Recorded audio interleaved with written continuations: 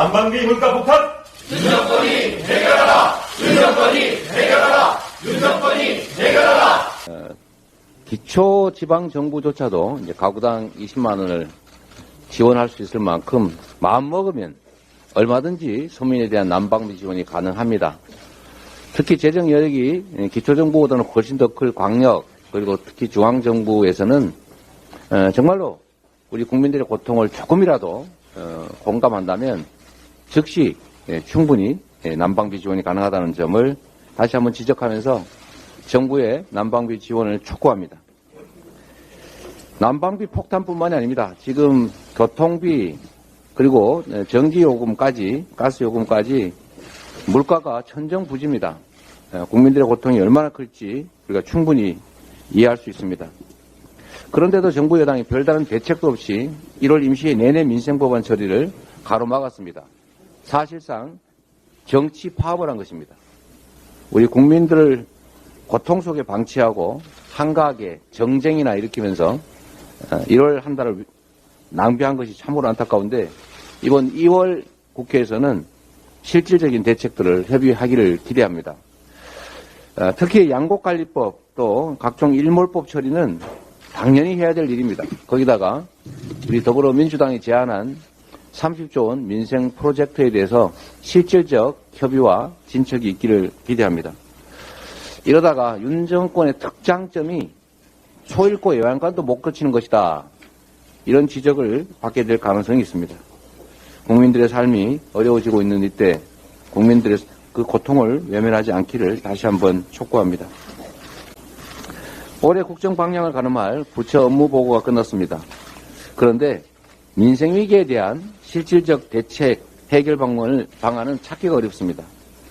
국민들을 오징어 게임식 무한 경쟁으로 몰아넣겠다는 엄포 강함만 가득할 뿐입니다.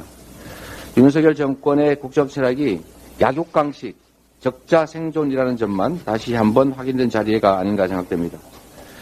정권의 무능과 무책임, 무대책 때문에 민생이 풍전등화입니다.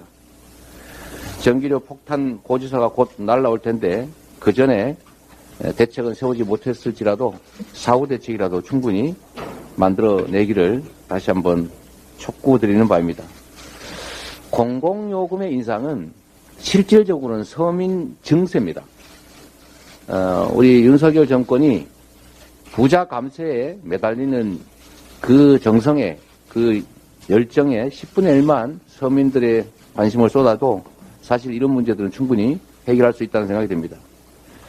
혹독한 서민 증세 결코 허용돼서는 안 된다 이 말씀이 드립니다. 이 얘기 또 하려니까 했던 얘기 또 하고 했던 얘기 또 하고 하는 것 같아서 참 맞득치는 않습니다만 이 외교 문제에 윤석열 정권 정말 대호각성 반성해야 됩니다. 이 언론 보도에 따르면 이 한일 관계의 강제동원 배상 문제가 계속 꼬이고 있는 것 같습니다.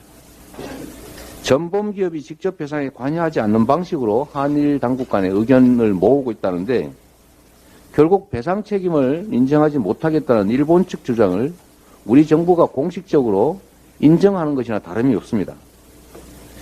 강제징용 피해자들을 관계 개선의 걸림돌 정도로 취급하는 정부의 인식이 결국 이런 한일 관계 외교 재앙의 원인이 되고 있습니다. 이 정권의 국적이 어딘지 의심하는 국민 일각의 지적이 전혀 근거가 없는 것이 아닙니다.